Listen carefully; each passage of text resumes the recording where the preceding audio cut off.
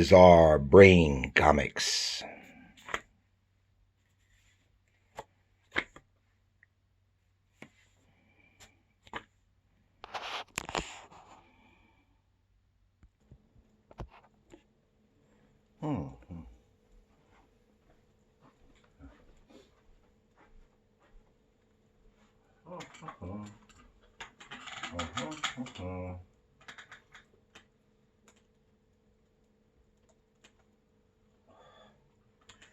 Hello, Gary here for Bizarre Brain Comics.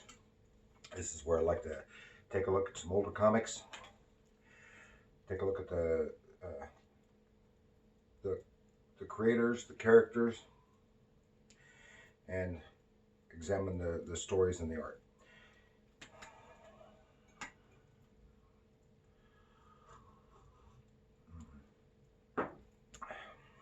Okay.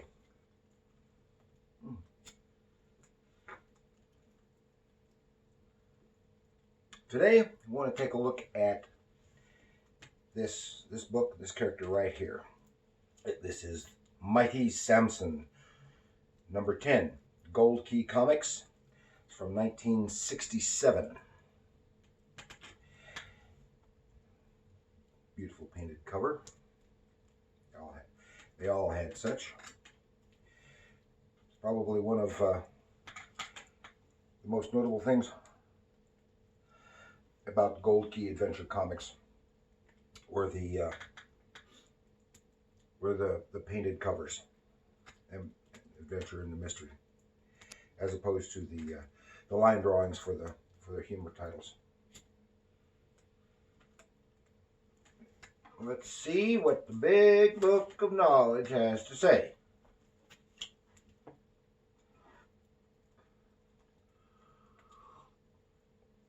Okay, Mighty Samson, number 10, 1967.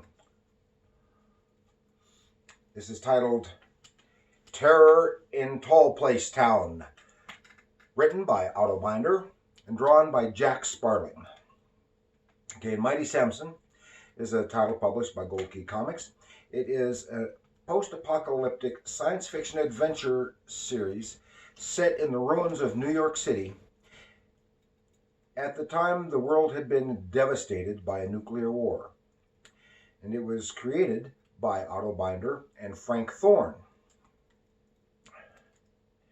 The series ran from 1964 to 1982, with some hiatuses and reprint in that time frame. As I said, with a total of 32 issues. Samson grew up in a tribe living in the jungles of the ruined New York City. The area was overrun with a myriad of mutated animal species. Samson himself was a mutant, endowed with great size and superhuman strength and enhanced speed and stamina. He and his people lived at a Stone Age level of technology. After the death of his mother, he left the village, and he lost an eye in a battle with a Lio bear. This is a mutant, which is a half lion, half bear hybrid. Thereafter, he wore the skin of that mighty creature as a garment, and he is befriended by and nursed back to health from his injuries by a young lady named by the name of Charmaine and her scientist father Mindor. With Samson as their guardian, as well as the champion of the people of New York. That's how New York was called, New York. And New Jersey was just Jers. They search for remnants of 20th century science and technology to try to restore the benefits of the dead civilization to humanity.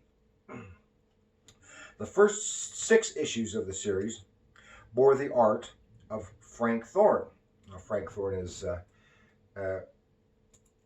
gained great popularity in the 70s with his great artwork done on Marvel Comics Red Sonja title. And he had always been known as a good girl artist.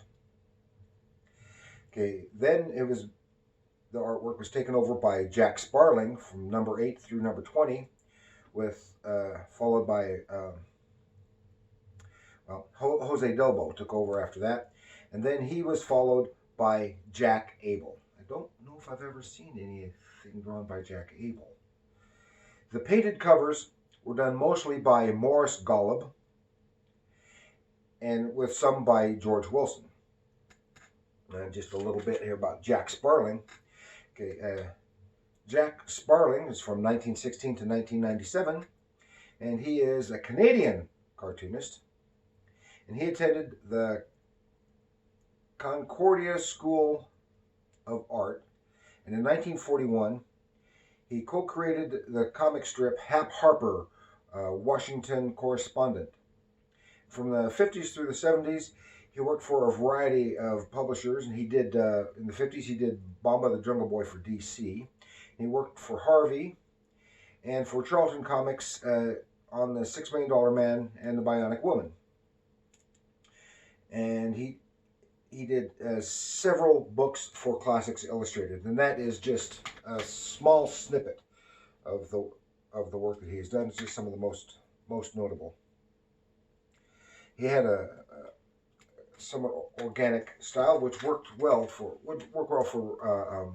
this type of material, and it would work for Western or comics or war comics. That's in my opinion. And Frank Thorne also has a very organic style, and not dissimilar to Joe Kubert's, and is also worked so well for this type of setting, the Western stuff, which he did do, heroic fantasies like such as Red Sonja, Conan, all those. So,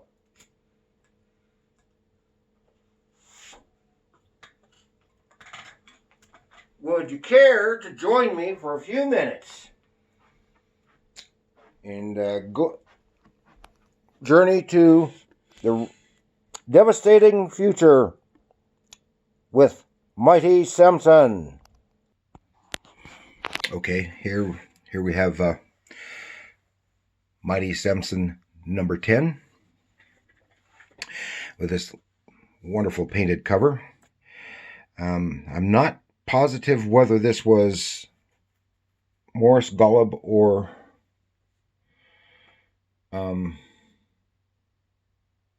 George Wilson, but I would tend to think this is George Wilson, but I can't be sure.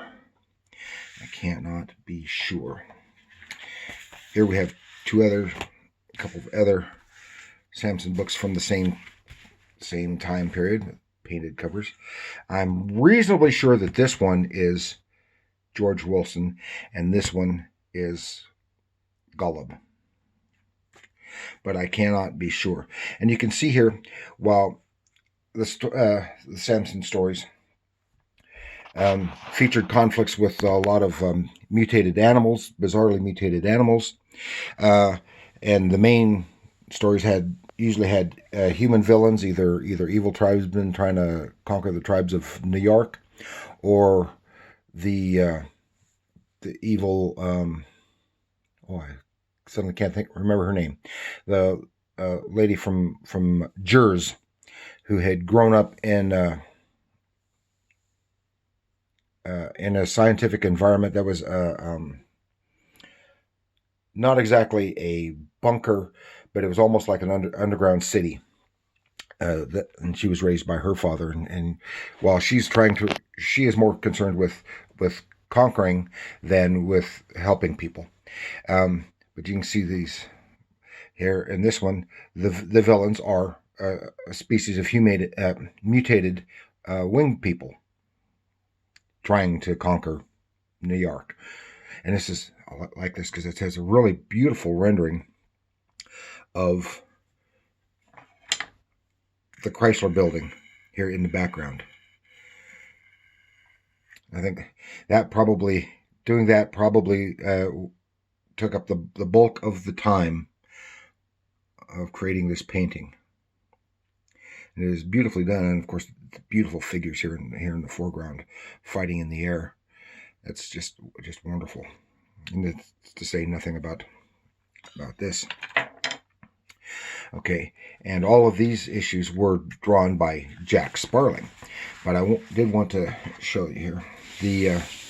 This is Dark Horse Archives, Volume 1 of Mighty Samson. It's the only one of these that I've got, and I would like to get some others. I think there were 4, maybe 5 volumes of the Dark Horse Archives. And I cannot be sure whether this is George Wilson or Golub cover, but I want to say George Wilson. But this is just because this has the origin of Mighty Samson. That's definitely a Golub painting. Nice painting there. Did this one have? No, it didn't. But this was interior art. This is Frank Thorne artwork, and he was, and as you may be able to see here, his a very organic style. And he, for a time, he did Korok, Son of Tarzan for DC. He also did some of the Tomahawk and Hawk, Son of Tomahawk for DC Comics. There's the Lio Bear that he fought. And this whole entire volume is nothing but Frank Thorne art. And I'll cover Frank Thorne in more detail at another time. I just wanted to kind of highlight that a little bit. And here is Jack Sparling. And you can see his is also somewhat organic, not as much so as Frank Thorne's. It's hard to describe what I mean by organic. The inking is less, I can only say less slick, but it's beautiful storytelling, beautiful figures. Now and Sparling here does some lovely figures. If I can find a good one of Charmaine, for example, we'll come across it. But it's not quite as beautiful or lovely as Frank Thorne's female figures were. Seen here has a brief background or something about the mutant monsters of Frank, and this was drawn by Frank Thorne.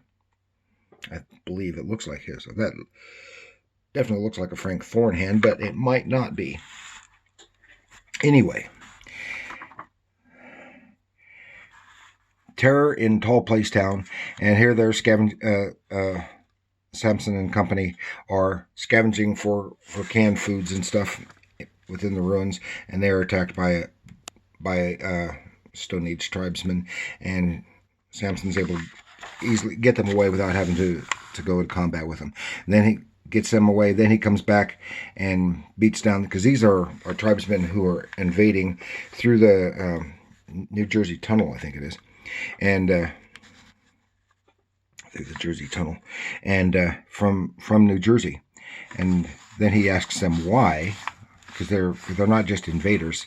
They're starving, and has their women and children with them. So you can get a really nice look at her figure. Just a lovely female figure, and a great massive bulk of a man, and Samson. And you just see the power, and he just crushes the can. And they give all the food that they have scavenged to these starving tribesmen. And they can see on the suspension bridge, which is still intact, mostly intact, all people coming to Manhattan across there these are from Staten Island, not New Jersey, I'm sorry, from Staten Island. And they go to the Staten Island Ferry, which is not the same Staten Island Ferry from the 60s. This is a nuclear-powered automated ferry, which all these centuries has still been running on its own without passengers. They get to Staten Island, there's this forest, and see the people living in the skyscrapers, which they call the tall places, hence the name. And so their community is a tall town. And here is a recurring villain from the Samson stories. His name is Cull. They had to take that from Robert E. Howard. Robert E. Howard had, of course, the character Cull, and here he's calling himself King Cull. And that's the second time I've seen in comics a villain by the name of King Cull taken from Robert E. Howard's King Cull. The first time was in Fawcett's Marvel comics, Captain Marvel comics, that is, later Shazam. And they're having stones being tossed down on them from above because he wants to kill Samson. He takes a big old I-beam and just whacks him away like a bat, because he's so strong that he can just, to him, swinging that I-beam is like swinging a bat.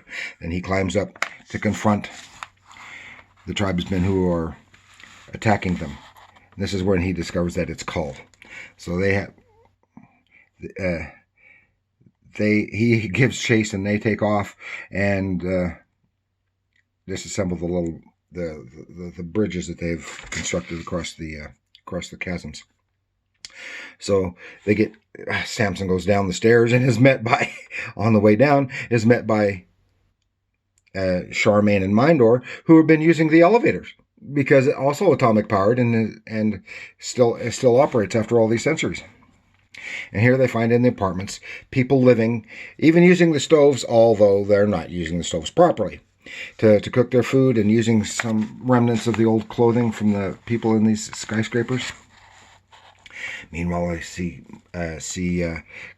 Cull harassing people in other buildings. And here they have a backup story, which Gold Key tended to put in the center between the first and second halves of the main story.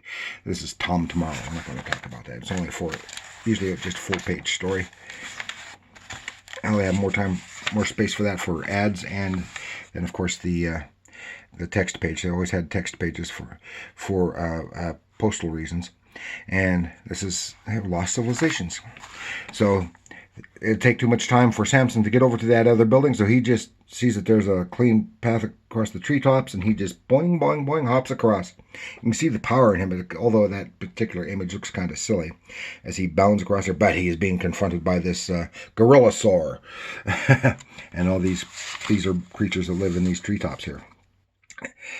So Samson, it's a nice and pretty dynamic, nicely drawn, nice storytelling, nice visual storytelling here for this battle. And he, while the beast is harassing Samson, then Cull sees Charmaine and Mindor over in the other building, so he sends men over there to capture them, while Samson is distracted by this beast, and he outwits him by finding a weak spot, and where the greater weight of the gorillasaur sends it plunging down through the trees. Then he gets back, and he discovers that Charmaine and Mindor have been captured and being held hostage. It's a really, really nice face on Charmaine, and there's a really, really nice, heroic, handsome face of Samson there. Nice stuff with the hands there to gesture, adding some of the emotions, because people gesture so much, and here you see the gestures of Cull as well.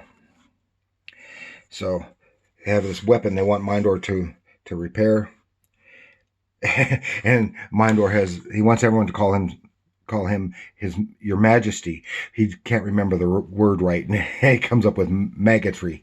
So it's kind of a little joke there, and Mindor is glad to oblige there. Yes, Your Maggotry. He quickly repairs the weapon and turns it on Cole, but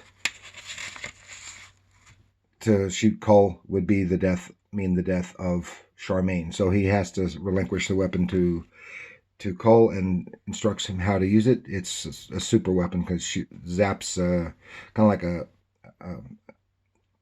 almost like a taser, but it's strong enough to kill creatures.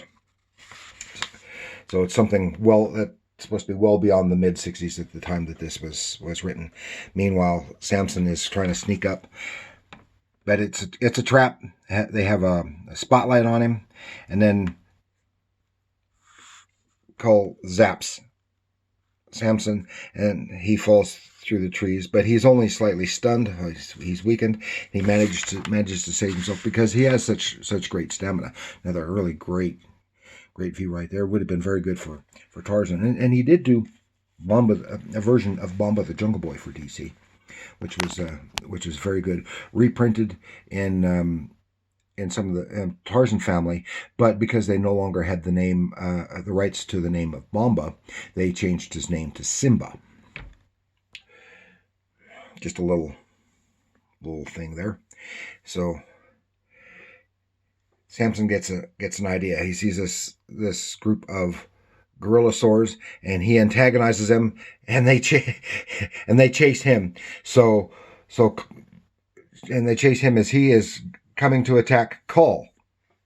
So Cole is draining the energy of that weapon, zapping the gorillasaurs until he's out of power, and then Samson really socks him a good one, and Cole falls to the treetops, layers of treetops, and is presumably killed by the gorillasaurs, but I'm sure he'll probably return some other time, having somehow escaped. And here they are crossing the bridge back into Manhattan, New York City. Okay. Some really lovely artwork. I think the story is well composed. Otto Binder, of course, is an admirable writer. All these books, all these stories are very enjoyable. Here you can see, and I really like. Let's see, find these good view of these flying people. Nothing really spectacular. That one stands out a little bit. Some other creatures. Anyway, he did a really good job on the artwork on these. And there's the Chrysler Building again. But of course, Otto Binder was a science fiction writer, and he did a lot of good comic book material from the 40s through the 60s, probably into the 70s. I'm not sure when he died. I'll have to do some research on him for another time. But he is probably singly best known for a story he wrote with his brother. He used to write with his brother, and his brother, I can't remember his first name, but his brother's first name started with the letter E, so they wrote together as Eando, E and O, Binder, Eando Binder, and they wrote the famous story I, Robot. And of course, when Isaac Asimov assembled his short stories, robot stories, into the novel I, Robot, he took the inspiration of that title for his book. But that's just because Otto Binder, he had some big impact. I can't think of anything else right offhand. Some big impact in the writing of comics during this time period.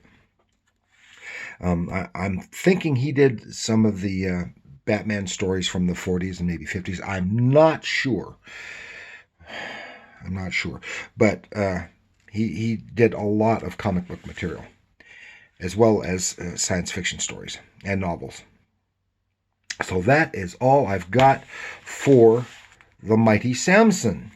I hope you enjoyed it. If you've never read any of these characters, any of these books, I do encourage you to give it a try. If you find some for relatively cheap for these old books, you can often find them for just $2 or $3, depending on their condition, as well as some for a lot more. Or if you're willing to make the plunge for about $50, one of these Dark Horse archives, because it is really, really enjoyable. As a kid, I always liked it, and I still really enjoy Mighty Samson, regardless who the artist is. I have several other issues as well, and I might cover them again. Okay, and thank you very much for joining me. Please like, share, subscribe, leave a comment, and remember, comics are art.